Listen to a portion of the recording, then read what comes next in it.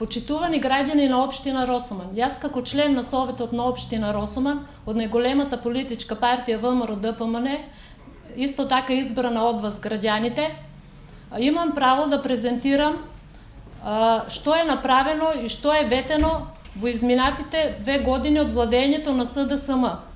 После сите невистини упатени кон мое име од страна на градоначалникот на општина Росоман Бранко Јанев, барам јавно извинување заради изнесување на невистини во врска со добивањето на моето работно место. При тоа сакам да им се извини за невистини дека во кампањата за председателските избори во село Сирково сум се представувала како директор на Центарот за социјална работа. Барам на истиот локален медиум РТК во рок од 3 дена да ми упати јавно извинување, во спротивно ќе добие тужба за клевета. Ви благодарам.